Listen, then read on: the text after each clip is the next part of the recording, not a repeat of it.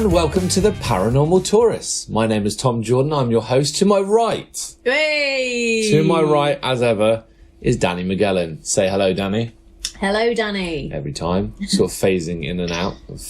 I know, it's exciting. Whenever we both are on with the background, the camera's like, no, there can be only one. I feel like we can answer this with a little bit of research, but and sitting many, many miles away from us, but feeling as though he's right in front of us, is paranormal expert Ross Andrews. Yachidar. Nadolig. Inspired by the daffodils outside my window, obviously. That's what it was. Yeah. We don't have a great showing this year. They all seem to be growing inside decrepit bushes and things. There's some there. Sort of maybe we should trapped. do the garden. Let's not go too far. Okay. Well, here we are. Hello to yet another episode of the Paranormal Tourists. Welcome if you're joining us from nearby and from afar. If you're joining us from international territories, Guten Tag. from across the waters, do get in touch and let us know that you're listening through our various social media outlets. Is that a thing? Social media outlets? It is now. It's a bit clunky, but... How can you catch us on social media, Danny Magellan? I'll put you on the spot. Here we go. Okay, yes. So, you can follow us on Twitter, @Paratourists, with an S on the end. You can search for us on Facebook, The Paranormal Tourist. You can also join our Patreon. So if you look for The Paranormal Tourist on Patreon and you see the little spooky ghoul eyes and our content, that is us. And you can support us at many levels. Also, if you are from all around the world, we talk about a variety of things. But if you are from, for example, anywhere, let us know and we can have a look at some places near you and maybe come see you and investigate or chat. But what if you're not from anywhere, Danny? How do you go with that? And if you're not from anywhere, then please knock 3 times. What if you're from somewhere specific elsewhere in the world, but not from all over the world? What if you're not that well travelled? I regret many things in We life. still want to hear from you. So I'm going to talk this week about...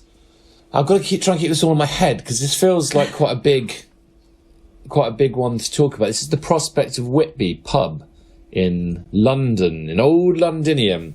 And one of the things that's exciting about it is it's more or less having its 500th birthday. And now it could technically have been last year. It might be this year. It seems to be a bit up in the air. Around 1520 is when it was first on the scene.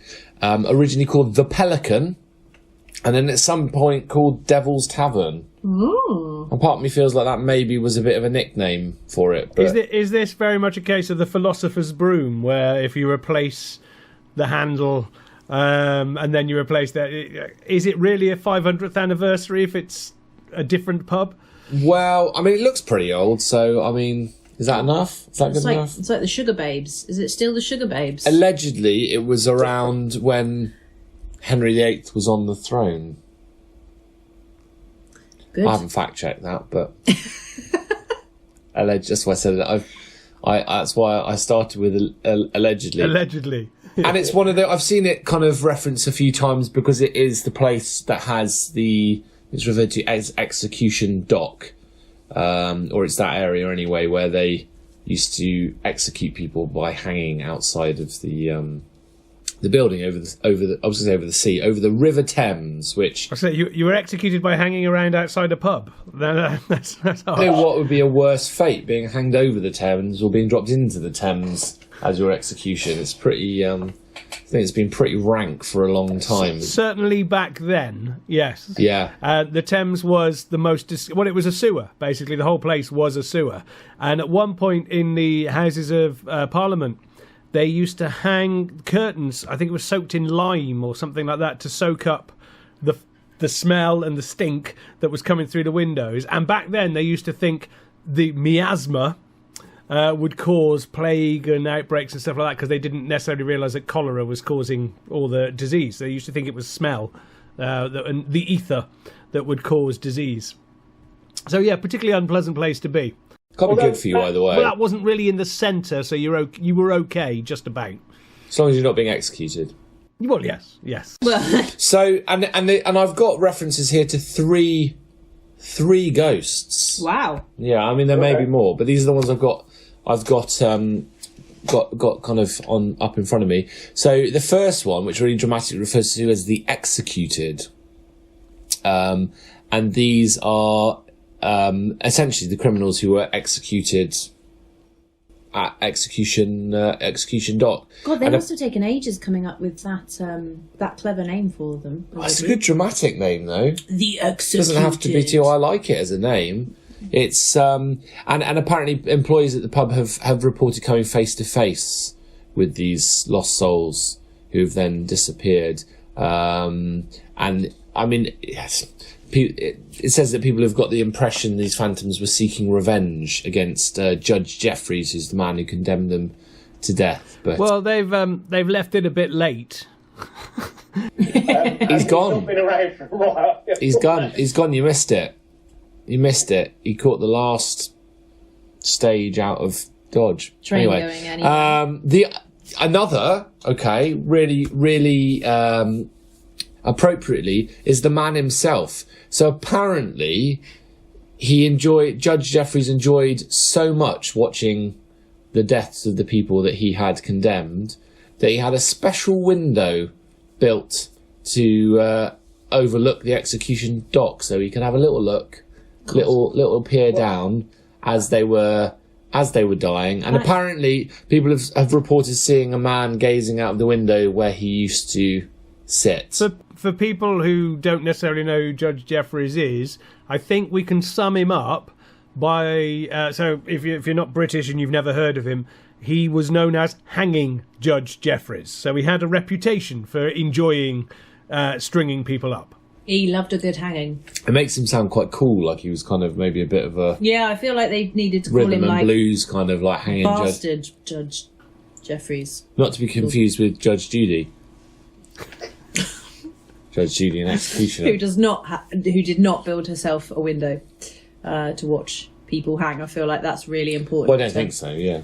No, I'm pretty sure. Yeah, confident that's what it is. And the last one I've got here is so listed here as mole cut purse, but apparently that's a name that was simply given to female thieves. But a young woman wearing Tom, yes. the cut purse would explain to other people as well who don't know the historic derivation of that. A cut purse, your purse was tied to your belt. So it's not like a purse that you would have in a handbag or something like that. A purse was like a little bag that was tied around your belt. So somebody would come along, they would cut the purse strings and it would just drop off of your belt. That's where the name cut purse comes from. So again, a lot of time was spent coming up with that. a ye olde They purse. cut the purses. What could we call them? Someone's in the background. I just call them cut purse. We haven't got all day. It was the same day they named the fireplace. I love that though. Fireplace. It's the place with the fire. No, I feel Simple. like So I'm it's just exactly angry because my whole life I've never really. It was only recently that I was like, God, that's lazy. It's a dangerous thing to start diving into. There's a lot of that. There's a lot of it. There's a lot of it going on. Yeah. And I'm angry at all of it. But apparently there's the ghost of a young woman wearing a doublet and breeches and smoking a pipe, and she hides in the dark corners of the Prospect of Whitby. It's well known for its family-friendly atmosphere. It's got one of the best beer gardens in the city. Apart from the Assuming you can avoid the spirits of the damned and the and the haunting ghosts. It's very good for kids. There's a swing. Admittedly, it's a swing with a loop. It's a rope swing. Yeah. Over the sea. Over the sea. Why do I think it's a sea? Over the river.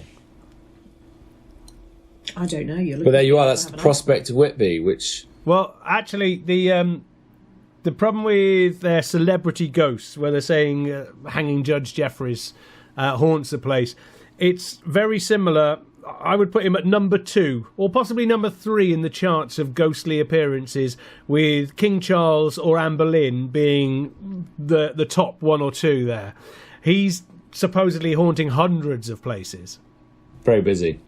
Oh, it's one of those that if there's a celebrity attached to that building and it's haunted, it makes no difference whether it looks like them or not. That's the thing that they say, oh yeah, it's haunted by this person. Yeah. King Charles was supposedly haunts like about 10 or 20 different castles and so on. But basically anybody that has like a goatee or whatever, a moustache or something, and dressed in that style, they go, oh, that's King Charles. When in reality, probably everybody that wanted to be friends with the king would have worn exactly the same stuff for quite a while. So it's just, if there's a celebrity name attached to a place, that will be the ghost. Good chance it could be a lookalike. Well, he haunts one, I think you've possibly been there. He haunts the Skirrid Inn as well. Do you know the Skirrid Inn near Abergavenny? I've not been to the Skirrid Inn. In Abergavenny? No, not in Abergavenny, in Abergavenny. Abergavenny. The Skirrid Inn. In Agatha Benny. Agatha and Benny. Who's Agatha Benny? Does she write Poirot? No. Near Abergavenny, there is a place called the Skirrid Inn, and it's quite famous in the ghost hunting world. And I think Derek Acora possibly channeled hanging Judge Jeffries while stood on the staircase, which is where he apparently hanged people. So you could get a good view because it sort of spiraled down like that, and the body would fall down the middle. And he apparently haunts there as well. And you're looking at 200 miles difference. There's Colin. Probably hopped on the megabus. So yeah, he's seen in quite a few places. It's not just the only place that hanging Judge Jeffries will appear. And I mean, I'll come back to the Skirrid when it gets around to me. Well, there you go. So, what?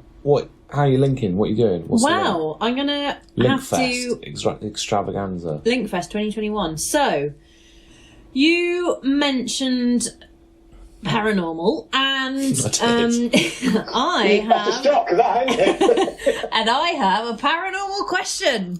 Scraping the barrel, but yeah, I got you. Yeah, I've got to be honest, it's not one of my strongest. I won't lie. And I'm gonna read this directly. So this is a question from Chris from Swindon. Hi, Chris. Hi, Chris. And he would like to know: do you reckon ghosts interact with each other? And then he's put go to parties, hang out, chat. Is there some kind of Facebook for ghosts? Phantom book? I would say, right, there's a lot of belief systems.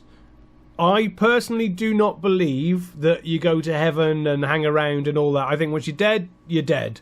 And to me, ghosts tend to be some kind of, like we've said, stone tape, like a video playing over and over again, or in somehow you are like maybe a time slip or something along those lines.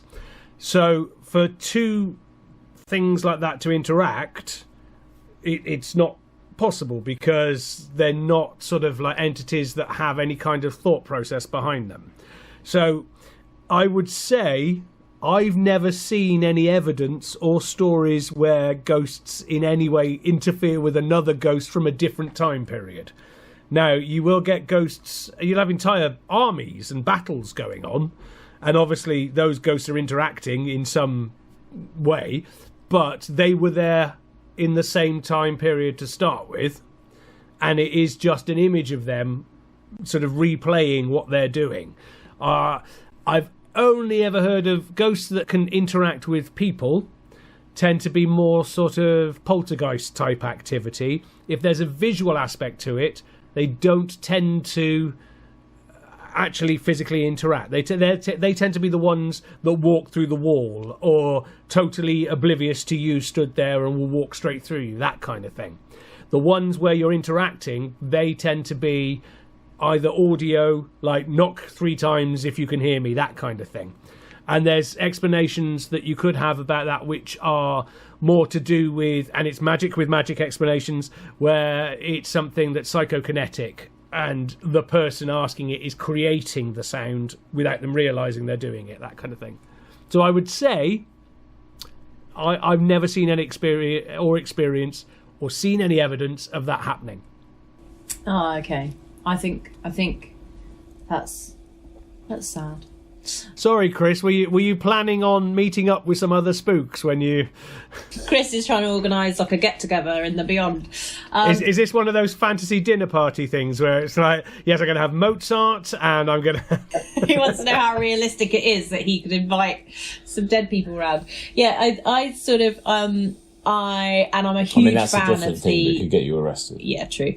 I'm a huge fan of the. I think it's BBC or BBC series Ghosts. I thought you just meant. Yep. I'm a big fan. I'm of a the big fan Beatles. of the BBC. Is that the one made by the Horrible Histories The crew? Horrible It is, Histories, yeah. I absolutely love it. But yeah, so what we're saying is that is. Are we saying that that's not factually correct? I don't think it's a documentary. But it could be as accurate as the historical facts in Horrible Histories. Oh no! That's what like all my history knowledge is based on. I'm a big fan of Horrible Histories. My daughter absolutely loves them, has read all the books, but there are a couple of sort of more legends that they're very good at explaining it and going back and correcting themselves. But there are a few certainly in the earlier ones which were a bit more legend based rather than factual based. So they have made a couple of mistakes in the past, but they have corrected them since quite often. Oh, good. I was going to say I just love them. I'm trying to. My two are a little bit too young, really, to really get into it. But we do watch the series, and I. Well, can I recommend, because last time we were zooming, we did recommend going onto YouTube and watching a few things. Watch if you've got kids, then even if you've not got kids, a great way of learning history is to allocate the time period to the monarch at the time, so you can understand whereabouts a historical element is. And the Horrible Histories Kings and Queens song will give you a very good way of learning what order all the British kings and queens come in. Yes, yeah, that is not at all paranormal, but absolutely excellent. No, I want to learn that song. Yeah, we'll be putting it on when we finish. Don't you worry. But it's well worth learning that for the sole reason that when you're talking about ghosts and you go, well, hang on, so if we're talking about King Charles I, when did he appear? Was he before Henry VIII or was he after Queen Victoria? No, if you don't know that one, you're in trouble. Yeah. But it's well worth knowing your history if you're into the paranormal and researching about things that happened in the past. So.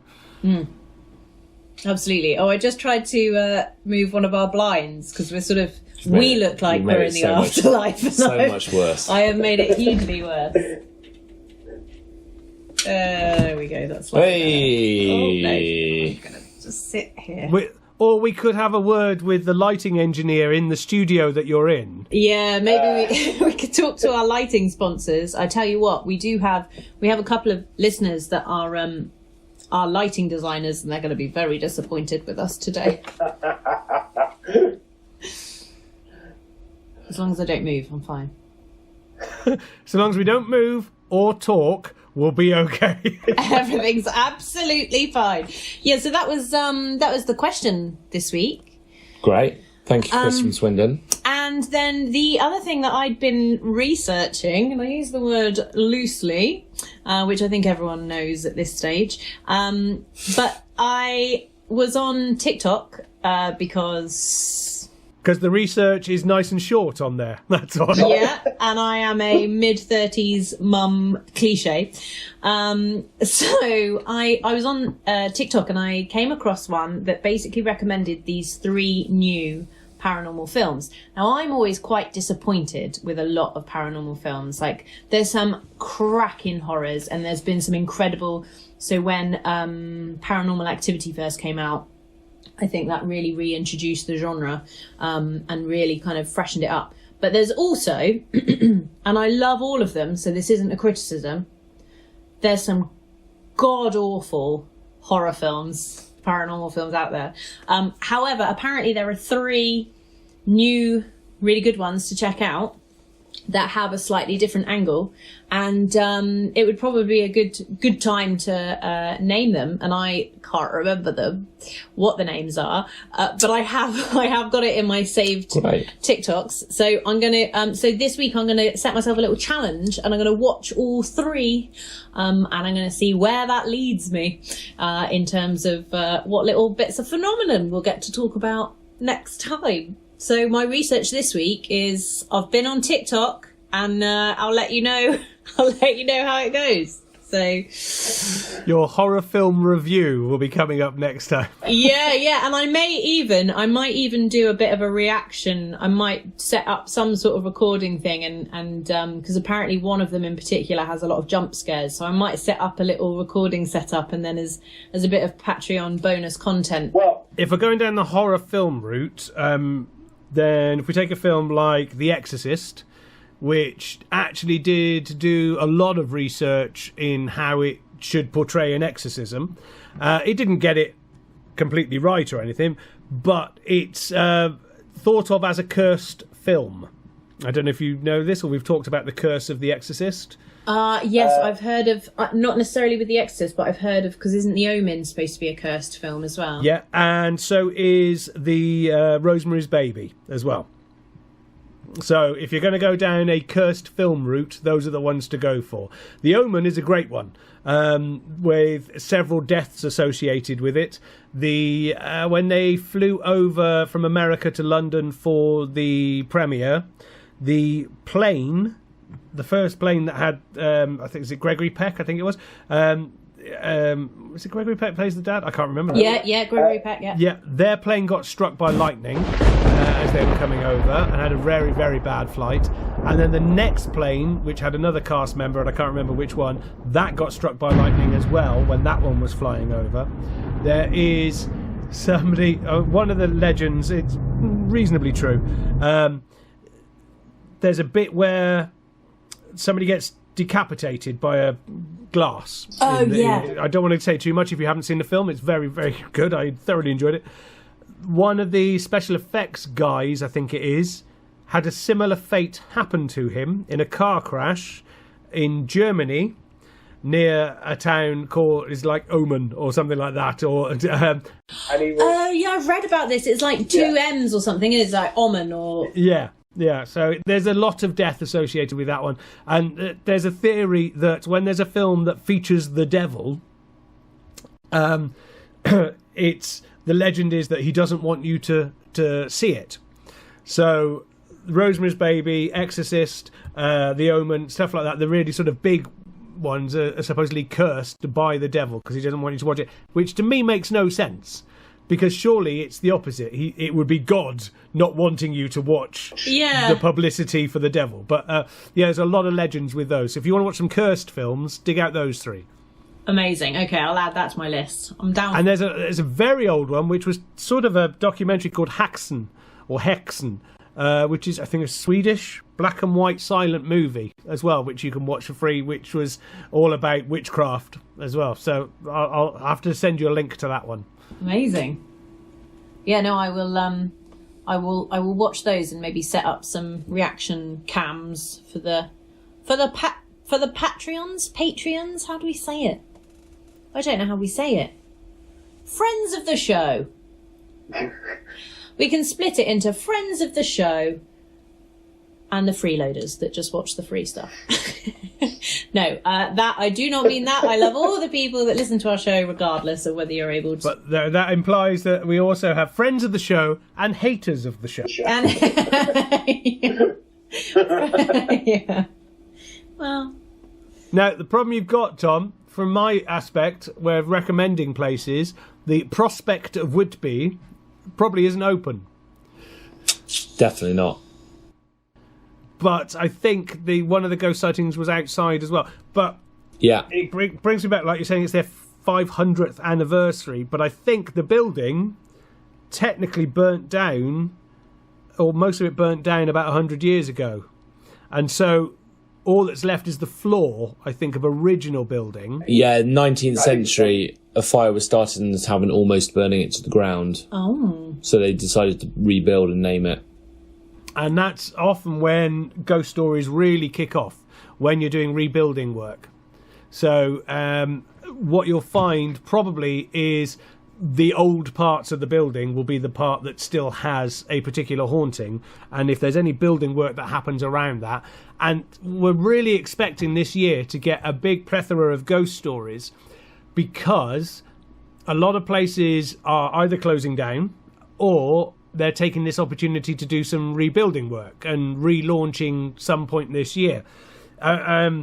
The news is not good on COVID, and it looks like it's going to be worse this year than last year for a lot of places, so some things aren't opening. But a lot of places had quite a bit of money spent on them in the last year to be refurbished, thinking they're going to open again this summer. That might not happen, but when there's rebuilding work, quite often we're going to get a lot more ghost stories happening. So the paranormal world is kind of bracing itself for an influx of builders' stories. Yeah. And we will keep you posted on any we hear. Maybe get some of the builders, or chat to some of the builders. So if you're a builder... and you've seen a ghost? When the London pubs do open again, and it's in Paranormal London, Book 1, there's quite a few in there that you can go to. Another one of the famous ones, and it's a lovely little pub to find, because it's quite hard to find, and it's tucked away, and you wouldn't believe it was in London. It's the Grenadier. Do you know that one?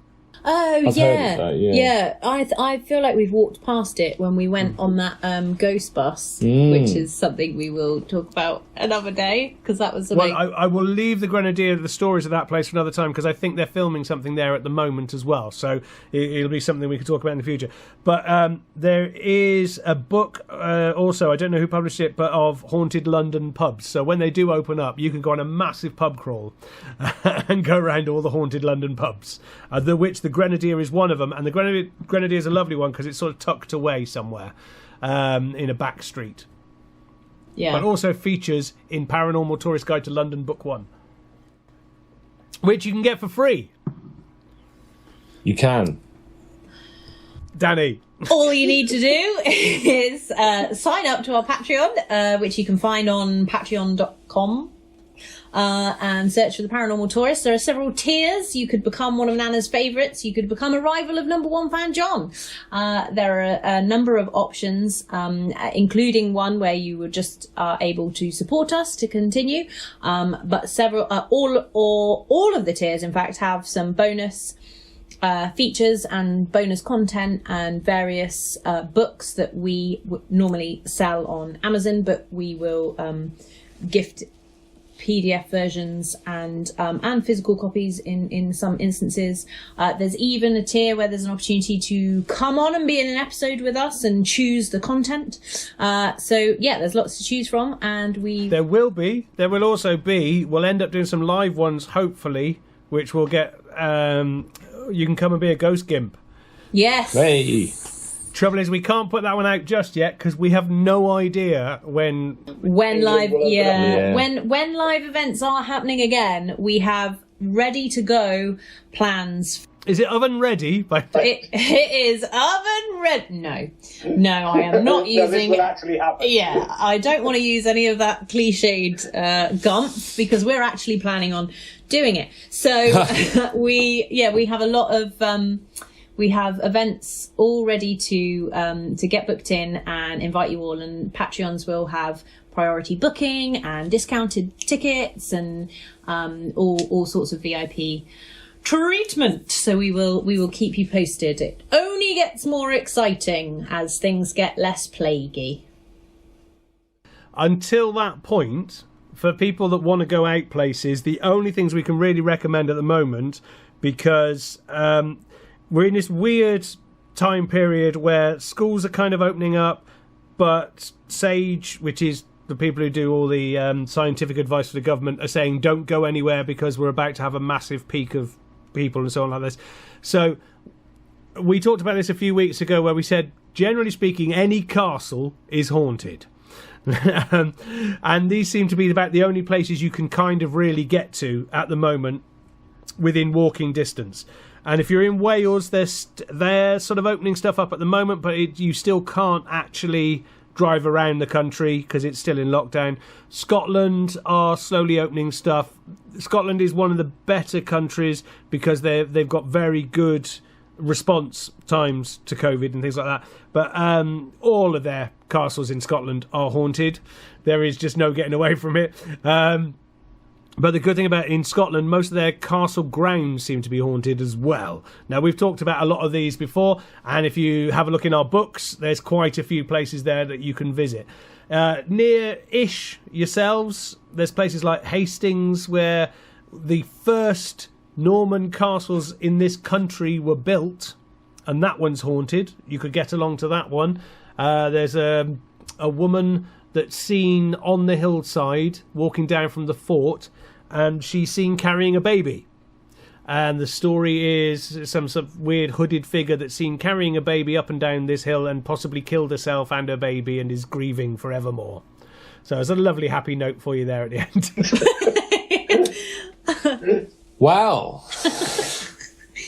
That does seem like a chirpy point to wrap things up. It feels right. Yeah. I haven't got anything for you on that. Oh, that's all right. You only really have to say goodbye. Well, there's the whole, music. Oh, wait. Speaking of music, Do I hear drifting across the ether the sounds of the UK's most popular ukulele rock band? Who have got a new podcast out, a video podcast. Go on their YouTube channel. There's somebody who looks just like me on it. I'll get my piano out. They're called Frankenstein's Lobster. For the For those link. of you that are new to the new to the podcast, Frankenstein's Lobster. Check them out. And you can hear them drifting in now as they stand outside the studio, tuning up, waiting Paul Tudor's for their finally tea. arrived for the podcast recording. It's never going to hear the end of it.